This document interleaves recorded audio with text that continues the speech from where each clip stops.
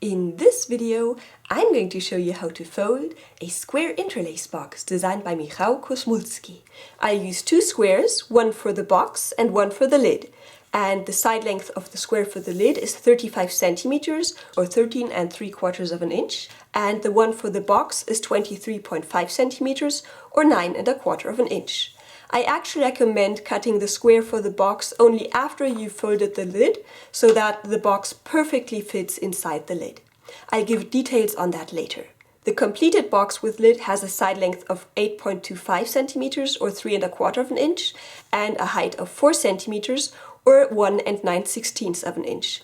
So let's get started. First, we'll have to fold the square into a grid with 13 divisions, and if you're unsure how to do that, I've got a tutorial that shows you exactly how.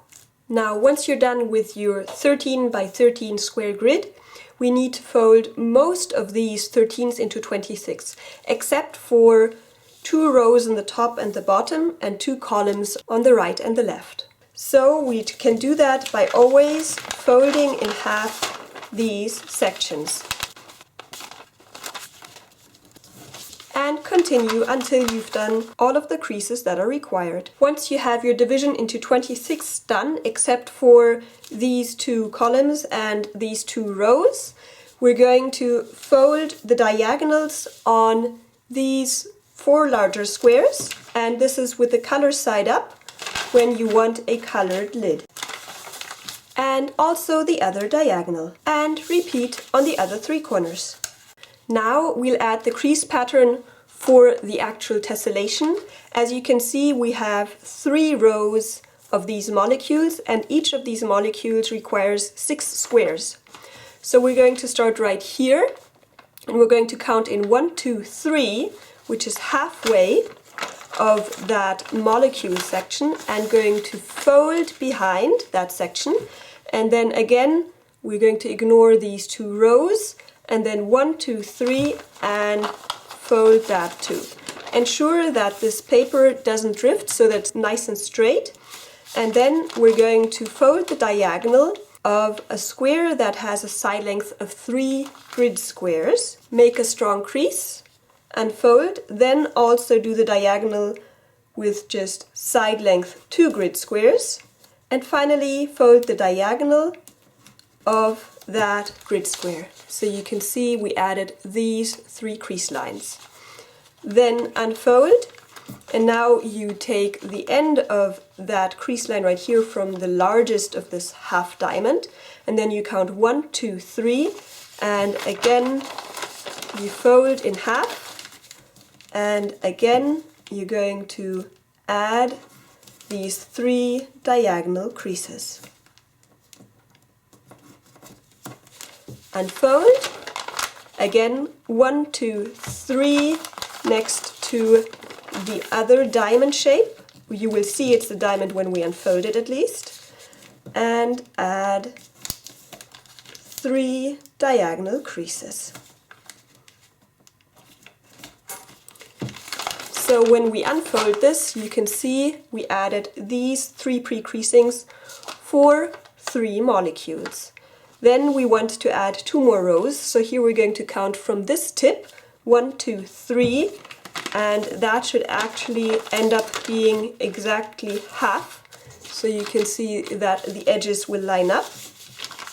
And then you can also take these first diamonds as orientation as to where to fold to add the diagonal creases. And then also add the 3rd row. And then all your pre-creasing is done.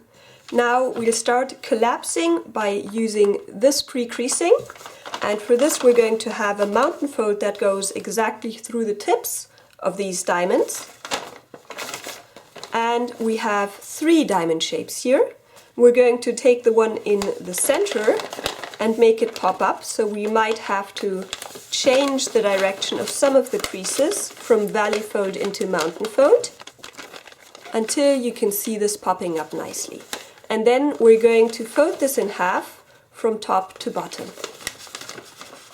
And then we'll have this section go up and this section go down, having valley folds with 2 of these rows in between. so that we can flatten this completely. And then here again with just 2 columns we have a valley fold opening up this square twist. Now if you don't fold this up but down and this section up and not down, then the first molecule won't turn counterclockwise, but it will turn clockwise, and you can do that too. But I chose to go with counterclockwise first. Next, we're going to focus on this section. We have some pre-creasings here, and we're going to pinch the corners of this square, making the sides pop up along that pre-creasing. And then you can see some pre-creasings here. We're going to go along those, folding this into a windmill shape. Now, if you leave the molecule like this, you can get Michał's propeller tessellation, although the pre-creasing for the other molecules has to move by 2 grid squares each, as the propeller molecule needs an 8x8 grid rather than 6x6. But as we're folding the square interlace pattern, we're going to take this section and inside reverse fold it, so just open it up, press it inside, along the grid and along an existing pre-creasing and flatten down. Same here. Open up, press inside and flatten down. And we're not going to do it here yet because we have more molecules to collapse. And here we can start on the next one. We're going to open this paper up to again have that diamond pop up, the central one of the 3. Just ensuring that everything's nice and neat. And then, as before, don't fold in half right to left, but top to bottom. This is very important. And this time the paper will want to fold down, and that's exactly right. And this will fold up so that we finish our next square twist, and we can then fold our next windmill. And then you can inside reverse fold this section and also that right here. And at this point I think it's very nice to see that the first one turns counterclockwise and this one turns clockwise. And this one will again turn counterclockwise like the first one.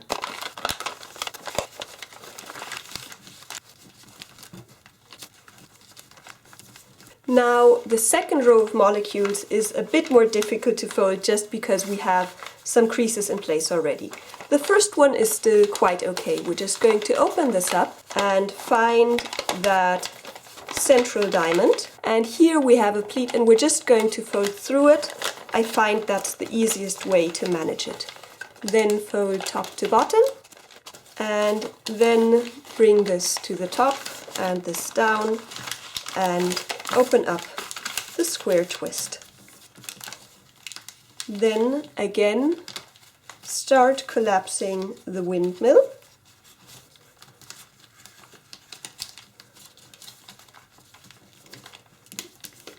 Like that. We can even do this inside reverse fold. And now comes probably the trickiest step, which is folding the very central molecule. We're not going to collapse this, but we're going to open up this paper, partly opening up that windmill, and opening up this paper very carefully, maybe pushing from behind to straighten it out without ripping it. Be careful here. Depending on what paper you're using, you have to be very careful. And when you have that, we can then get those mountain folds in place again, so that we now have a molecule here that's partly folded and that nice square that we're going to fold top to bottom and then open up like this. And here you'll be able to fold this inside to get it out of the way a bit. And then just flatten this down and try and get this as nice as possible, really flattening down the paper. Then fold your windmill and do your inside reverse folds, going along existing creases.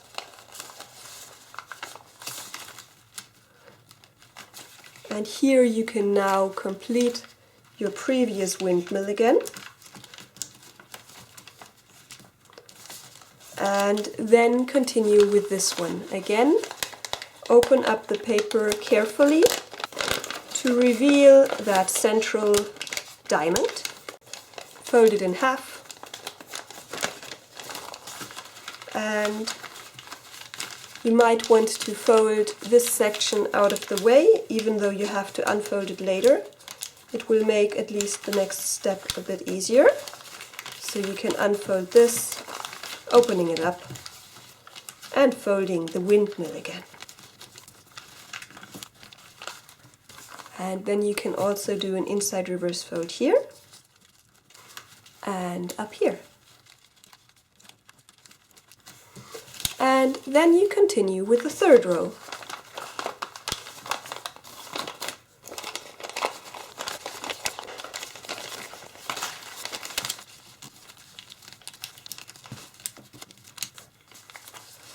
And again, be careful when opening up the paper to reveal it for collapsing the next section. Here I'm just going to unfold this a bit further, and also in this direction. Just be slow and careful, especially if you're using quite thin paper like I'm doing here, and reveal it very carefully.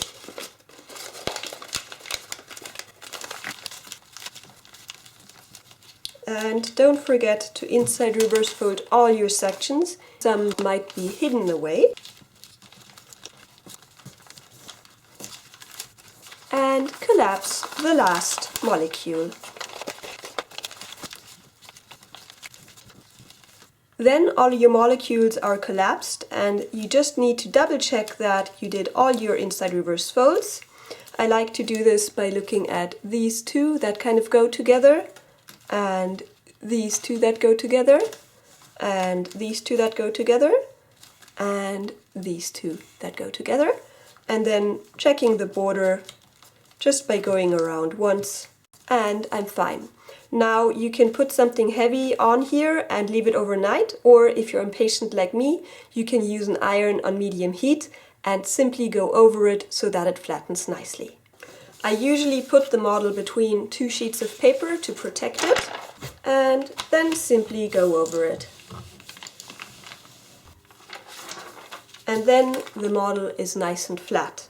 And we can then collapse the lid. For this we're going to do mountain folds along the edge of the pattern. And then we're going to go along these valley folds, pushing the paper inside. And then over to one side. And I prefer folding it over to the side where there isn't this extra pleat. And then folding it over like this. And later we will have to fold this inside along that crease line right here, and you will want to have that section lying like this again. But first we need to collapse the other three corners too. So once you have that, you're going to fold this so it lies like that, and then go along your pre-creasing, pushing the paper inside. You have to be most careful at the corner, and when you have the corner done, you can move on to the next corner.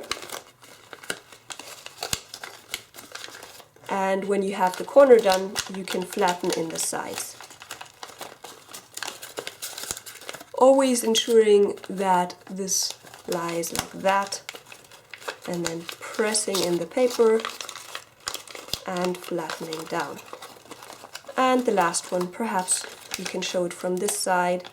You've got this, and you've got that folded down and over. and then you're pushing the paper inside. And if a different corner unfolds, don't worry about it.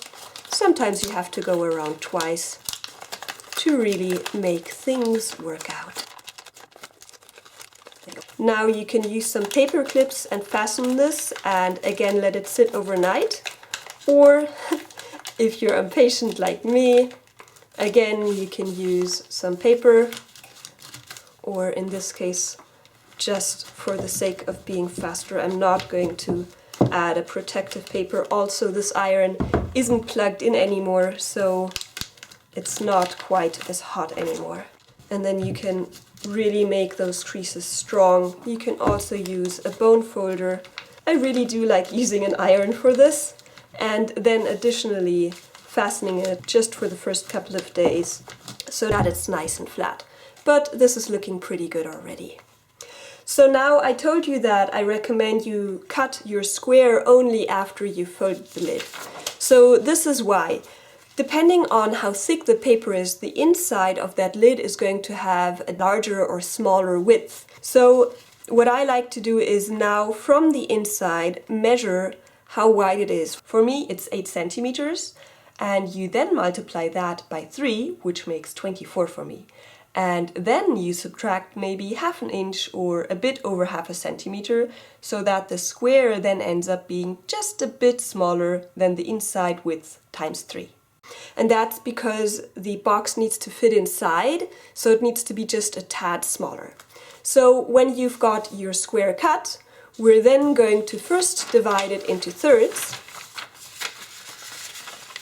And I like to use this approximation method of just trying to get 3 columns of similar width. But I've also got a tutorial showing you a couple of other methods to fold thirds if you're interested in that.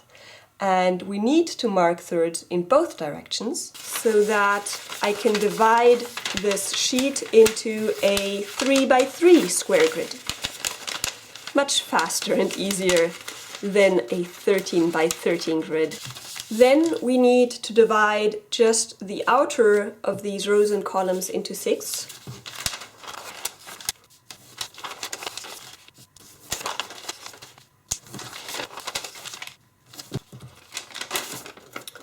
And then with the color side up, we're again going to crease the diagonals of these 2 by 2 squares.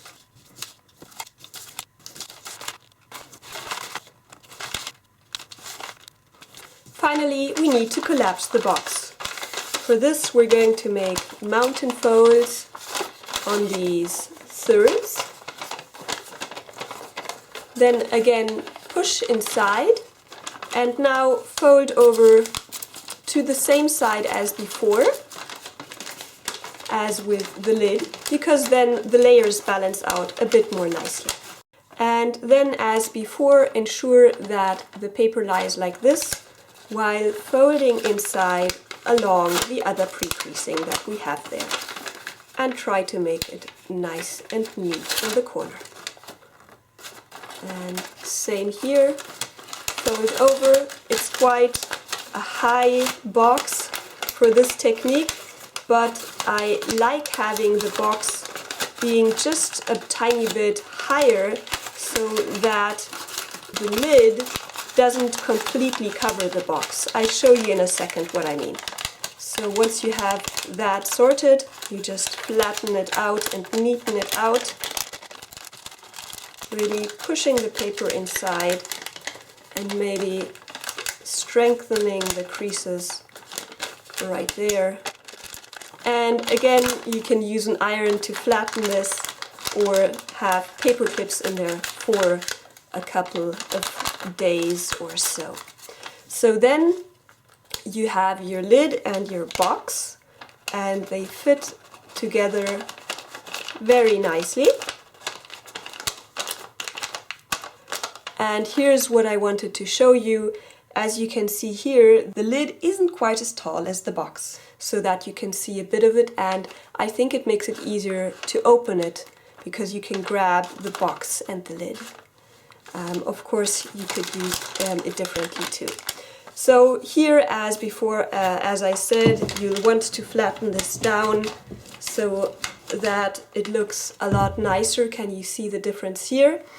And then your Square Interlace box is all done. And if you like Michał Kosmulski's work, head over to his website and Flickr stream for more of it, including diagrams and crease patterns, so you can fold his other models too. And if you liked this video, do let me know by giving it a thumbs up, commenting below and sharing it with others. Plus, you can fold a matching bracelet that fits inside this box really nicely. So head over to my tutorial for that now, or check out my playlist of further tessellation tutorials. Finally, subscribe to my channel and turn on notifications so you don't miss my next videos. I hope to see you around, and as always, happy folding!